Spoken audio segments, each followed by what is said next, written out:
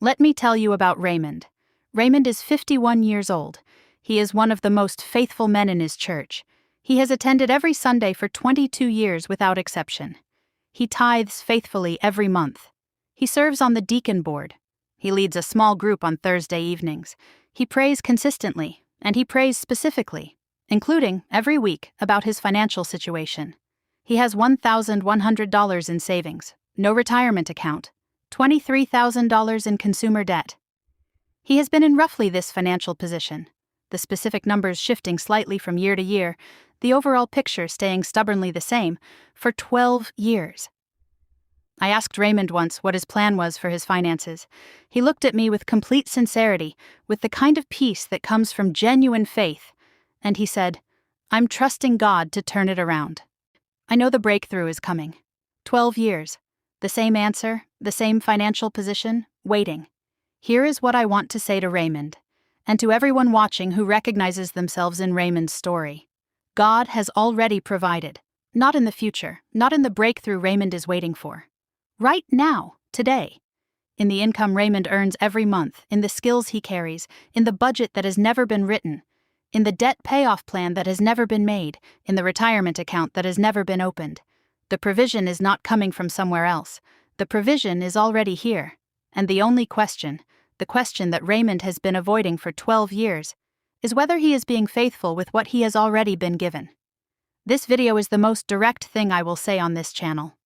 And I am saying it because the passive waiting posture, the trusting God for the breakthrough approach to personal finances, is one of the most costly spiritual mistakes that well-meaning Christians make.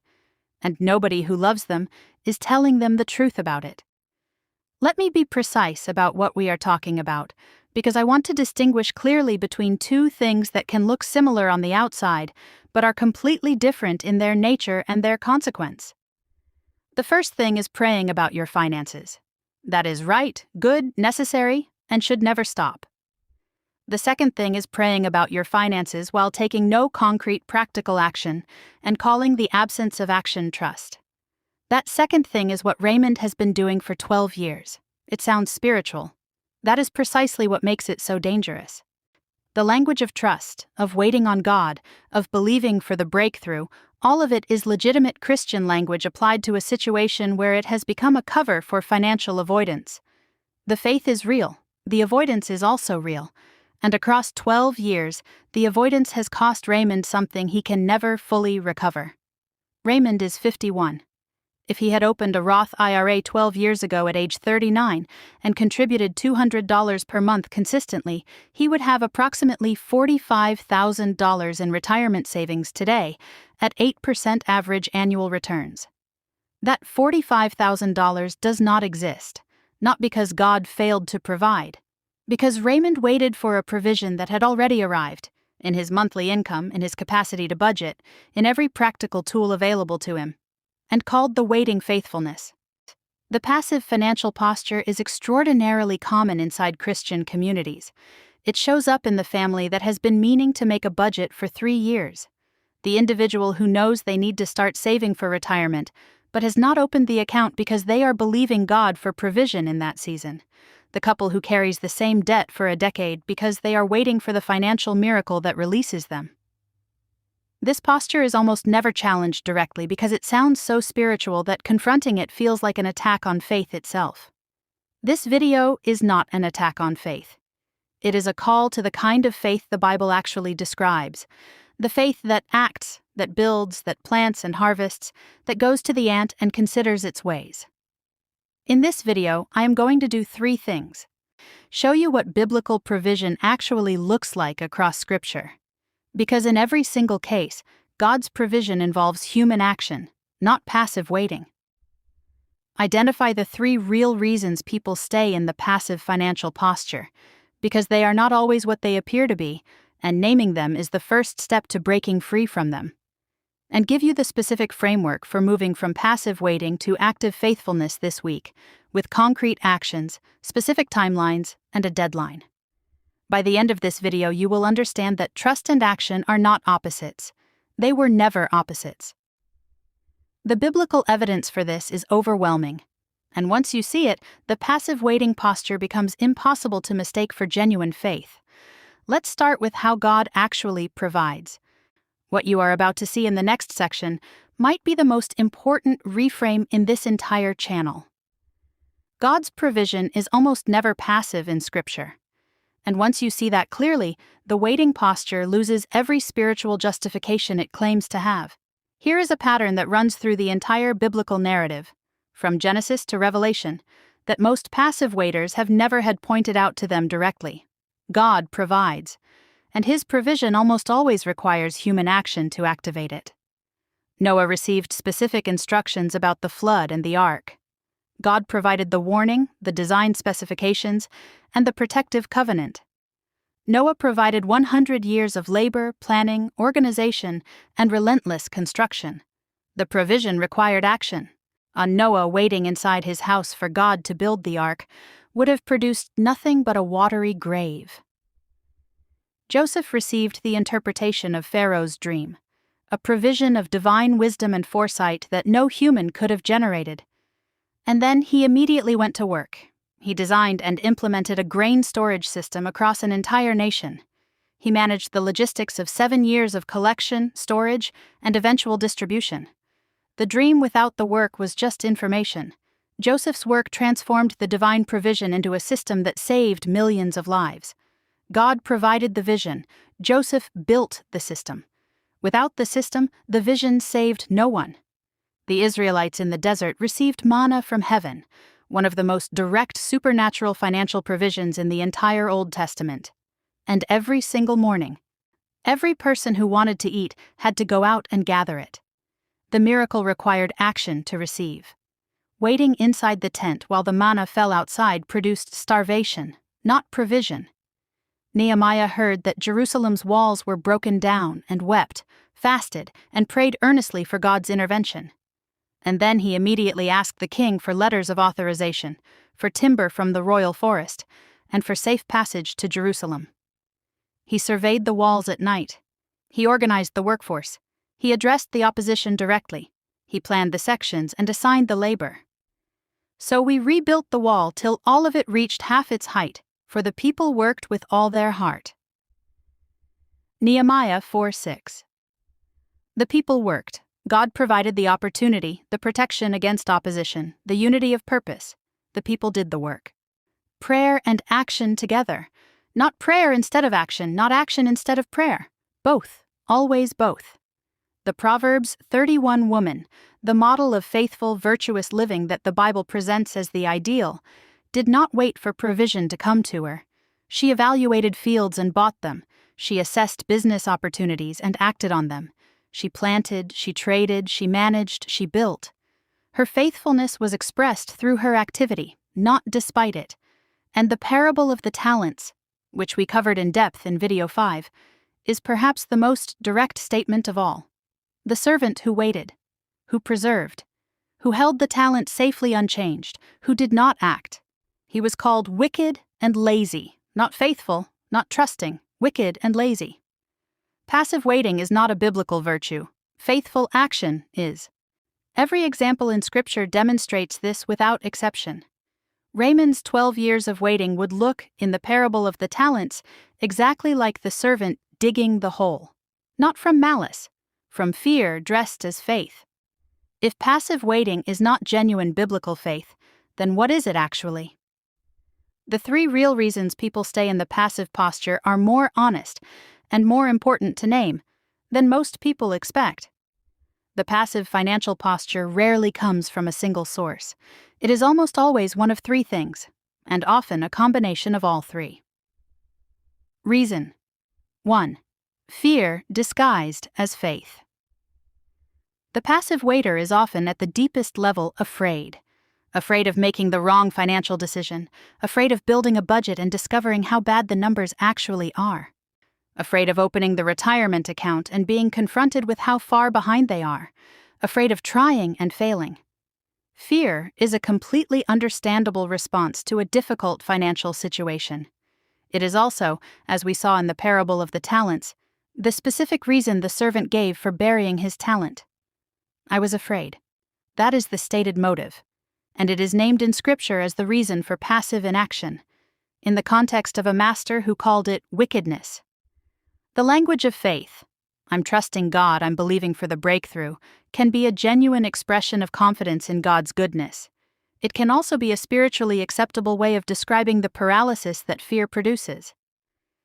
Raymond is probably not lying when he says he is trusting God. He may also be at a level he has never examined, not afraid of what the honest financial picture looks like, and using the language of faith to make that fear feel dignified. Reason 2. Confusion about what trust actually means. Trust in God does not mean the absence of human effort. It never has. It means working faithfully with what you have been given while remaining open to God's direction in the process. The misunderstanding often comes from a genuine desire to honor God's sovereignty, a sense that taking active control of your finances might somehow crowd out God's involvement in them, that making a budget implies you do not need Him, that opening a retirement account suggests you are relying on your own planning rather than His provision. That understanding is a theological error. God's sovereignty is not diminished by your budgeting. His provision is not crowded out by your planning. Nehemiah planned in extraordinary detail. God still provided the protection and the favor that made the plan possible. Both things were true simultaneously. Reason 3. The comfort of familiar fragility. This is the hardest reason to name, but often the most true. Financial fragility that has been present for many years becomes, in a painful way, comfortable, not pleasant, but familiar, known. Stable in the way that anything long-standing becomes stable by virtue of its continuity.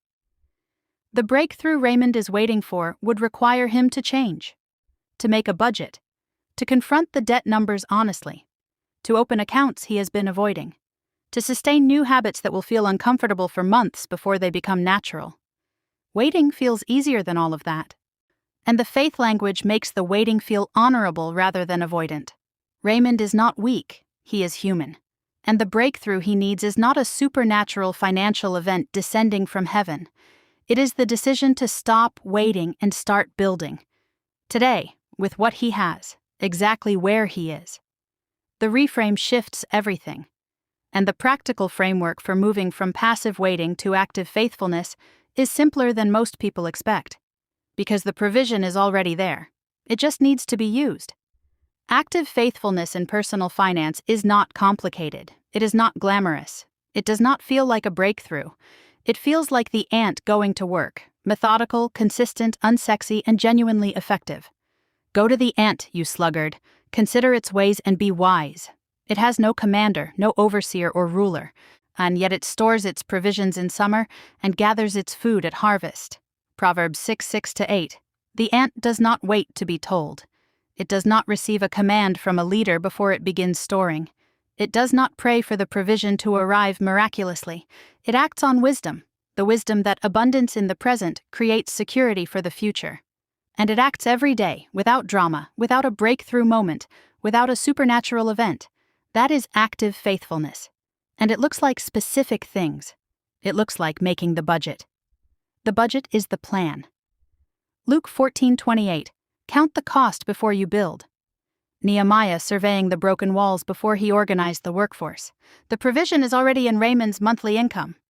The budget is the act of looking at that provision honestly and deciding where every dollar goes before it goes anywhere. Raymond making a budget for the first time in 12 years is not a lack of faith in God's provision. It is the activation of the provision God has already made. Every dollar Raymond earns and spends without a plan is a dollar that cannot serve the household God called him to steward. It looks like opening the account today. The retirement account that has been planned for 3 years and never opened, the emergency fund that has been intended for 5 years and never started, the debt payoff plan that has been considered for a decade and never made. Every one of those is the talent buried in the ground, not from malice, because of delay. And delay in compound growth is extraordinarily expensive. Raymond is 51. If he opens a Roth IRA today and contributes $300 per month for the next 15 years at 8% annual returns, he will have approximately $100,000 by age 66. Not a fortune, a foundation, one that does not exist if he continues waiting. Every month of continued waiting is approximately $300 in contributions that will never be made, and the compound growth on all of them that will never accumulate. The provision for those contributions exists right now in Raymond's monthly income. The account does not. It looks like attacking the debt with a plan. Raymond's $23,000 in consumer debt is not a supernatural problem. It is a mathematical one. At his income level, and directing an additional $400 per month to debt elimination in order of interest rate, every extra dollar to the highest rate balance until it is gone, he can be consumer debt-free in approximately 4 years. 4 years. Not a decade of waiting. 4 years of active faithfulness that is available to Raymond starting today. The provision for that $400 per month is already in his income. It has been there for 12 years. The plan simply requires him to decide to use it for this purpose and to begin. The framework for moving from passive to active is clear. Now let me give you the specific actions. Because knowing the principle and taking the first step are two completely different things. 3 steps from passive waiting to active faithfulness. This week. Step 1. Name the avoidance honestly. Before any practical action, Raymond needs to name what he has been doing. Not as a confession of failure, as an honest act that makes the next step possible. The passive waiting posture has a real name, avoidance. It has a real feeling, fear, and it has a real cost. 12 years of compound growth that never happened, 12 years of debt interest that compounded while the budget sat unwritten, 12 years of retirement contributions that were never made. Naming this honestly, privately, in prayer, in a journal, or out loud to a trusted person, breaks the power that the comfortable story has been holding. I have been calling fear by the name of trust. I have been avoiding action and calling it waiting on God. That ends today. That is not a loss of faith. That is the beginning of the faith that actually builds something. That is Nehemiah surveying the broken walls and saying, I see the problem. Now I will make the plan. Step 2. Take the single most avoided financial action today. Not the whole plan. Not every account opened and every debt arranged and every budget built simultaneously. The one financial action you have been avoiding the longest. For Raymond, it is writing down his actual debt balances and their interest rates. Something he has been avoiding because doing it makes the problem undeniably real. For someone else, it might be opening the retirement account, or making the first written budget, or calling the credit card company to ask about interest rate reduction options. One action. The most avoided one. Today. The provision for it is already there. The only thing missing is the decision. Step 3. Build the system that sustains the action. Active faithfulness is not a single dramatic event. It is a system of consistent and repeated actions that compound over time. Automate the debt payment increase. Automate the savings transfer. Schedule the monthly budget review. Put the retirement contribution on automatic. The system removes the need for willpower, which depletes, and replaces it with structure, which holds. The ant does not decide every morning whether to store provisions today. The ant has a pattern. Build the pattern. Your specific action based on how long you have been waiting. If you have been waiting and taking no financial action, your one action this week is to write your complete financial picture on a single page. Every income source, every monthly expense, every debt balance with its interest rate, every savings balance, every retirement balance. Get the real numbers on paper. This is the grain Joseph counted before the famine. You cannot steward what you will not look at. 7 days, 1 page. Do it today. If you have the picture but no plan, your one action this week is to identify the single highest priority next step based on the biblical sequence from Video 8. No emergency fund. Open the high-yield account today and set up the automatic transfer. Consumer debt. Increase the payment on the highest rate balance today. No retirement account. Open the Roth IRA this week and set the first contribution to automatic. 1 step. Today. Not perfectly. Not with every detail resolved. The servant went at once. Go at once. If you have a plan but have not been consistent, your one action this week is to set every financial action to automatic so it happens without requiring a decision each week. Automatic debt payments, automatic savings transfers, automatic retirement contributions. The passive waiter waits because action requires repeated decisions, and decisions require energy that eventually runs out. Automation removes the decision entirely. The system builds the foundation whether you feel motivated that day or not. The question Raymond needs to answer this week: what is the one financial action I have been calling trust that is actually avoidance? Name it. Write it down. Take it. Raymond is 51. He has been waiting for 12 years. Here is what 12 years of passive waiting actually cost him, in concrete terms. If he had opened a Roth IRA at age 39 and contributed $200 per month for 12 years at 8% returns, he would have approximately $45,000 today. That $45,000 does not exist, not because God failed to provide, but because Raymond waited for a provision that had already arrived. His monthly income was the provision. His skills were the provision. His capacity to make a budget, open an account, and direct money with intention, all of it was the provision. Present, available, unused. The breakthrough Raymond has been waiting for is not coming from heaven. It is sitting in his monthly income, waiting to be managed faithfully. It is in the budget he has not written, the account he has not opened, the debt payoff plan he has not made. God's provision is already here. The question is whether we are being faithful with it. Trust is not the absence of action. Trust is acting faithfully with what you have been given while remaining open to God's direction in the process. Noah trusted God and built the ark. Joseph trusted God and stored the grain. Nehemiah trusted God and organized the workforce. Every one of them did the work. Every one of them moved at once when the instruction was clear. None of them called waiting faithfulness. You have been given provision. You have been given income, capacity, time, and every practical tool you need to build something durable. The only thing required now is the decision to stop waiting for more and start using what is already there. If this video described someone you know, someone who has been in the same financial position for years calling it trust, please send it to them today. Not as a challenge, as a gift. Drop a comment and tell me, what financial action have you been calling trust that might actually be avoidance? I read every single one, and I promise naming it in the comments is the first step toward changing it. The provision is already in your hands. Use it. Today, that is what faithfulness looks like.